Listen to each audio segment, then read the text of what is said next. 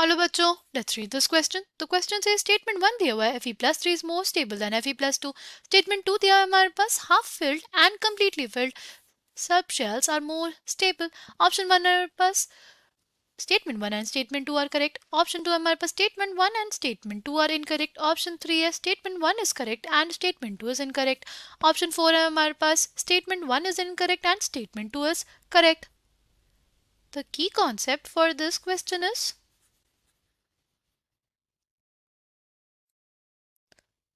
stability of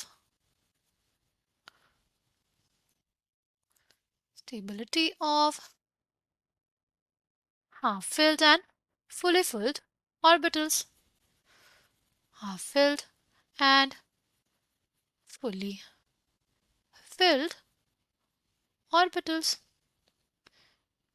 सी हमारे पास जो भी हाफ फिल्ड और फुली फिल्ड ऑर्बिटल्स होते हैं, जैसे हमारे पास P3 हो गया, T5 हो गया, F7 हो गया, ये क्या हो गया हमारे पास? ये हो गए हाफ फिल्ड ऑर्बिटल्स, राइट? हमारे पास क्या हो गए?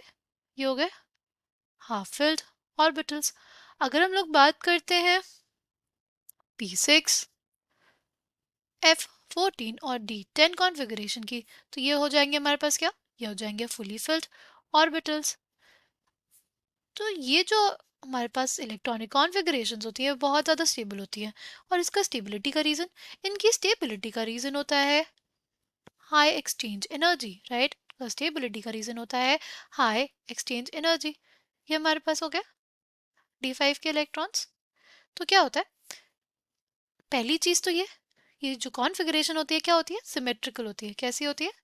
सिमेट्रिकल होती है। सिमेट्रिकल कॉन्फ़िगरेशन अगर होगी हमारे पास, तो जो न्यूक्लियस है ना वो और तेज़ी से अट्रैक्ट करता है, राइट? यानी इनकी जो स्टेबिलिटी होती है वो कम हो जाती है।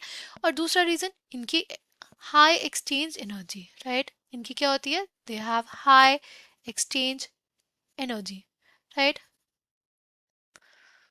क्या होगा इसमें? देखो, ये हमारे पास इलेक्ट्रॉन्स जो है उनकी एक्सचेंज एनर्जी क्या हो जाती है? हाई हो जाती है, राइट? इस बात का क्या मतलब है? इस बात का ये मतलब है कि जो इलेक्ट्रॉन्स है they tend to exchange their positions, right? जो इलेक्ट्रॉन्स है they tend to exchange their positions and the उसमें हमारे पास एनर्जी रिलीज होती है, राइट? जब इलेक्ट्रॉन्स अपनी पोजीशन को एक्सचेंज करते हैं तो हमारे पास क्या होता है? एनर्जी रिलीज होती है, उसको हम लोग बोलते हैं एक्सचेंज एनर्जी, राइट?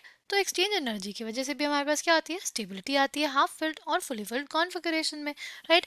तो हमसे बोला Fe+3 is more stable than Fe+2। पहले हम लोग दोनों की कॉन्फ़िगरेशन देख लें। तो Fe+2 की कॉन्फ़िगरेशन क्या होगी? वो हो जाएगी हमारे पास आर्गन 3d6, राइट? अगर हम लोग बात करते हैं Fe+3 की कॉन्फ़िगरेशन की, तो वो हमारे पास होती है आर्गन 3d5, राइट? तो 3d5 जो कॉन्फ़िगरेशन हमारे पास वो ज़्यादा स्टेबल होगी क्योंकि एक हाफ फिल्ड कॉन्फ़िगरेशन है, राइट? तो यस, जो हमारे पास स्टेटमेंट 1 है वो क्या हो जाएगा? वो करेक्ट हो जाएगा। स्टेटमेंट 2 क्या है? Half filled and completely filled shells are more stable. ये भी स्टेटमेंट हमारे पास करेक्ट है, राइट? तो हमारे पास ये दोनों स्टेटमेंट्स करेक्ट हो जाएंगे और इस क्वेश्चन का करेक्ट आंसर हो जाएगा option 1। I hope you understood it well. Thank you and all the best.